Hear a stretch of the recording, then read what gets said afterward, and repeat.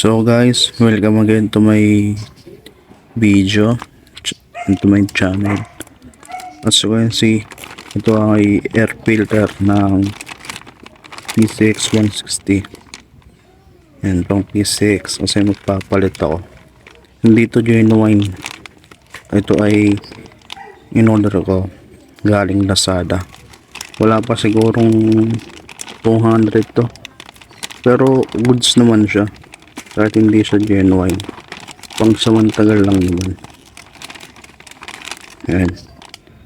Meron din kasi ako nakikita ang racing air filter sa Lazada na pwede sa PCX 160. Ang kaso, para sa akin hindi siya advisable kasi masyadong malalaki yung ano niya, yung kanyang dito. Ayan, masyadong buong-buo. Talagang para sa mga naka-racing lang at para lang siguro sa mga kargado, kasi pag ganun ang itsura ng air filter nyo ay malakas nga, kasi nga maano ang buga ng hangin, hindi gaanong sa kalumbugan ng hangin, kumbaga maluwag ang kanyang buga, pero at the same time malakas pa rin humigop ng ano yan, dumi. Hindi siya katulad nito na ganyan ang kanyang itsura. Yan. Wala naman siyang pinagkaiba sa genuine. Siguro yung quality pa rin, pero yung itsura at the same time ganun pa rin siya, diba? So ikakabit natin siya kay Tayan. Madali lang naman magkabit. Mabaklas yung muna itong mga thread gamit ang Phillips screw. So let's go, baklasan na.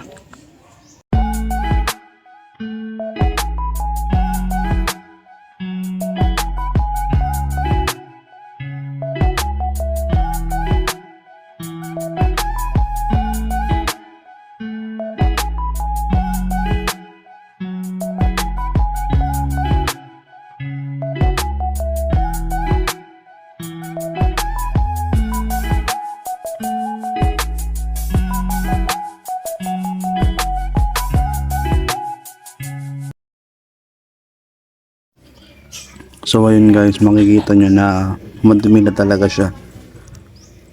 Natanggal na natin yung mga thread, yung mga tornilyo. Pagtanggal nyo yan, mayroon pa siyang tatlo rito. Dalawa lang pala. Tatlo. Dalawa. Tapos ito. Yan. Babaklasin lang ulit natin yan, tapos okay na. Pagkatapos tanggalin yung mga tornilyo, hilahin nyo lang. Yan.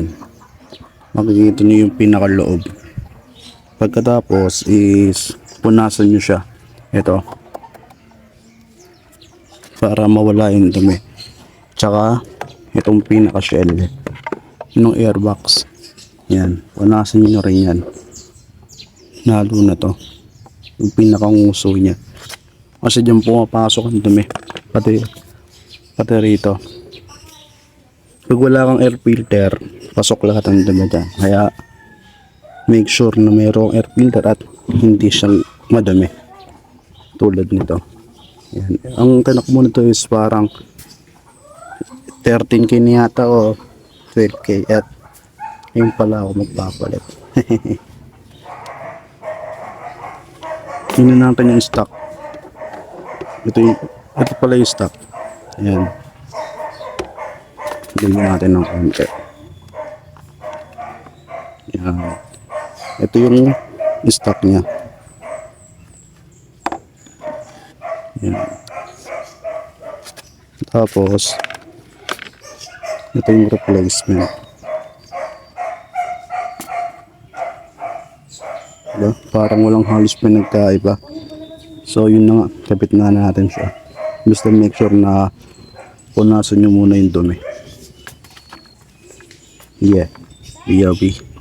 So guys, pahabol ko lang pala. Malalaman yung genuine ng isang air filter nyo na nabili kapag mayroon siyang ganyan na Honda.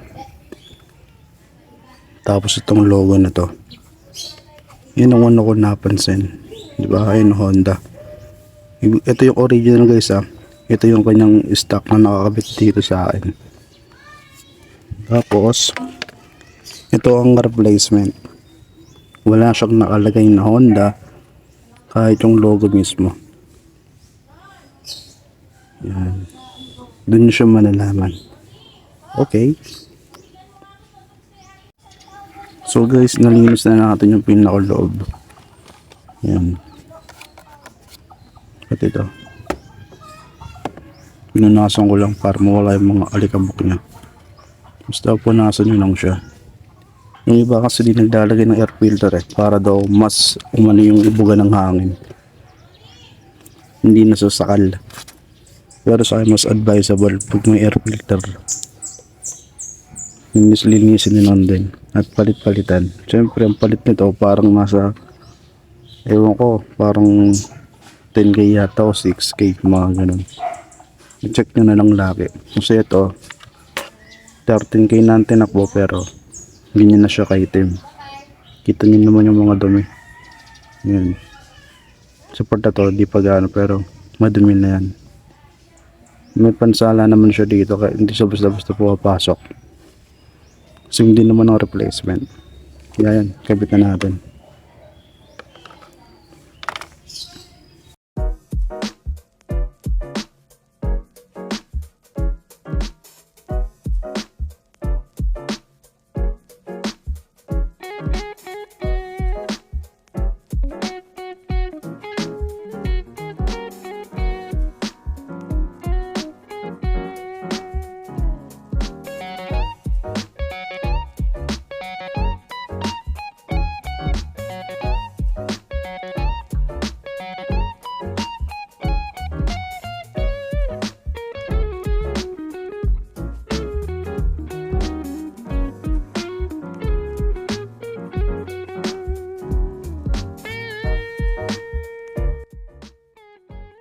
So ayun guys, nakikabit na natin yung air filter. Yan. Kaya yung pipirin ng motor nyo, mag-invest din tayo sa mga tools. Lalo na kung kaya naman siyang i-DIY. So, yun na nga. Ito na natin siyang tatapusin and thanks for watching. Yeah.